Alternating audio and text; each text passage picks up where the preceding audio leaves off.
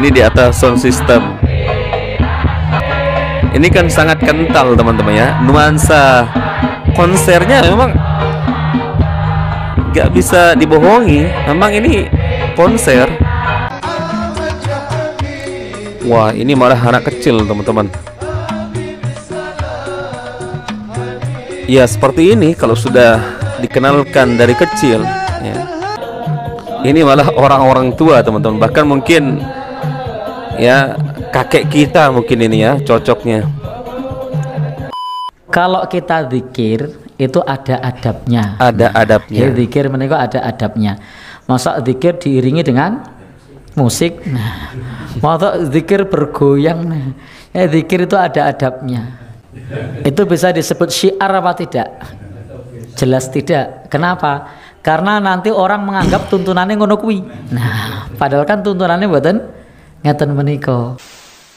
Assalamualaikum warahmatullahi wabarakatuh. Alhamdulillah kita bertemu lagi teman-teman di channel Nasrus Sunnah. Masih kita akan mereaction video-video yang dinamakan majelis sholawat, padahal sebenarnya itu adalah konser musik dangdut. Dan teman-teman, setiap kita mereaction video-video yang seperti ini selalu bermunculan komentar-komentar aneh dan lucu. Ada yang mengatakan kita ini kok melarang sholawat ya, kita disebut melarang memuji Rasulullah SAW. Ini subhanallah ya, tidak ada satupun muslim yang baik teman-teman ya melarang saudaranya untuk bersolawat kepada Nabi Muhammad SAW. Bahkan sebaliknya kita mengajak untuk banyak-banyak bersolawat kepada Rasulullah, akan tetapi dengan cara yang benar teman-teman. Ada sebuah riwayat dari salah seorang sahabat yang bernama Al-Bara' bin Azib ya. Beliau berkata kepada Rasulullah, "Wahai Rasulullah, ajarkan aku bagaimana cara aku bersolawat kepadamu." Bayangkan para sahabat Nabi yang hidup sezaman dengan Rasulullah,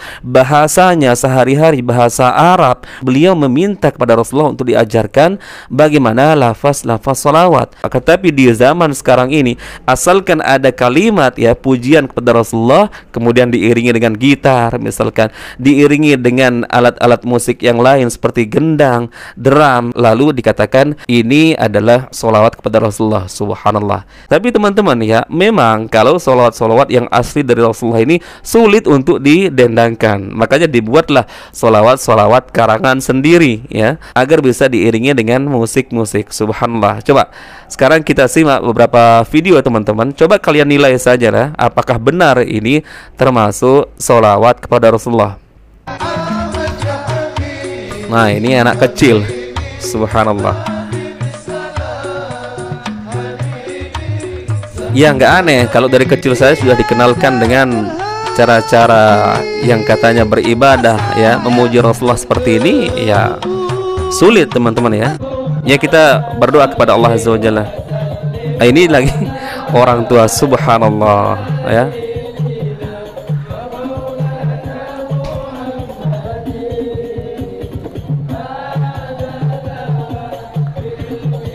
Baik, kita lihat lagi beberapa video ini masih dengan Gus Ali Gondrong. Silahkan kalian nilai sendiri.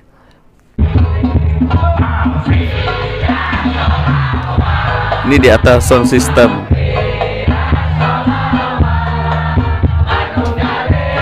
Ini kan sangat kental teman-teman ya. Nuansa konsernya memang gak bisa dibohongi. Memang ini konser.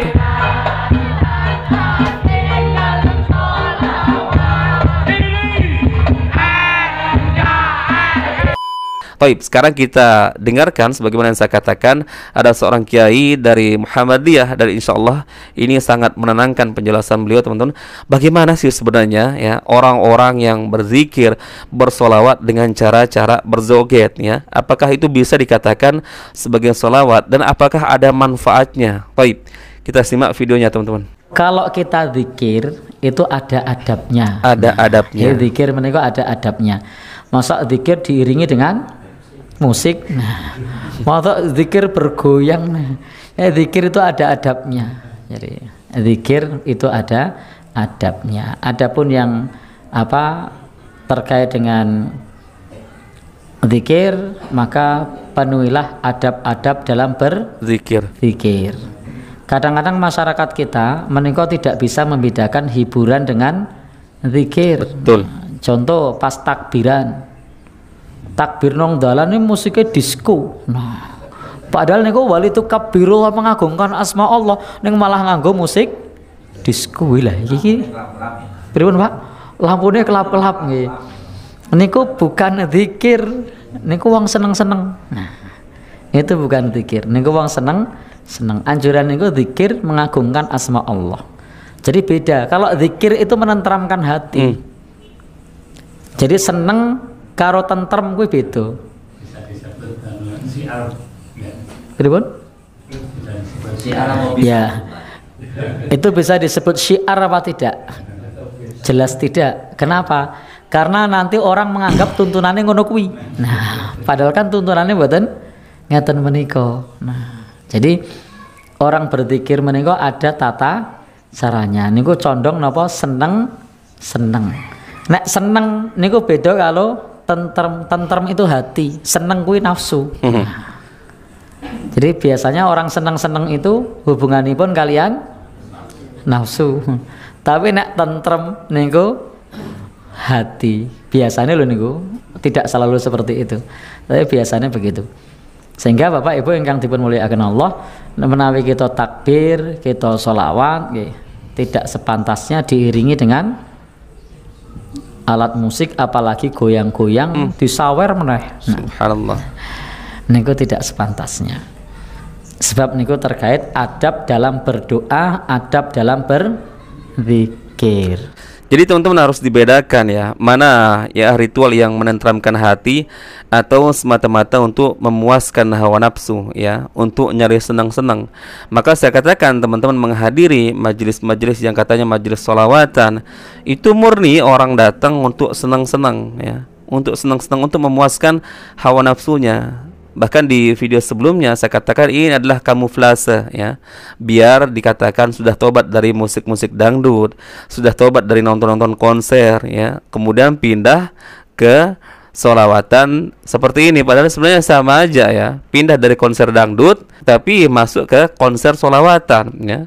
Dan sebenarnya ini bukan sholawatan. Sekali lagi saya katakan ini bukan sholawatan. Lafaznya dikarang sendiri, kemudian adabnya juga enggak ada sama sekali. Bahkan apa kata Kiai Mujiman tadi, sering terjadi bahkan di daerah saya sendiri juga, ketika malam takbiran dikeluarkan sound system ya, kemudian dengan menggunakan musik disco, apalagi dengan dipadu lampu-lampu kelap-kelip, jadi nuansanya seperti nuansa diskotik teman-teman ya. Apa ini bisa dikatakan memuji Allah Azza wa Jalla, bisa dikatakan berzikir, bersolawat, seolah-olah kita menganggap para ulama kita tidak pernah mengajarkan bagaimana adab di dalam berzikir, bagaimana adab di dalam bersolawat. Barakallahu fikum, semoga ini memberikan manfaat dan edukasi meskipun sedikit teman-teman ya, semoga ada manfaatnya. Dan inilah fungsinya kita sebagai saudara muslim untuk terus saling mengingatkan, terserah orang mau menerima ataupun tidak. Baik, kita bertemu lagi insyaallah di video berikutnya. Assalamualaikum warahmatullahi wabarakatuh.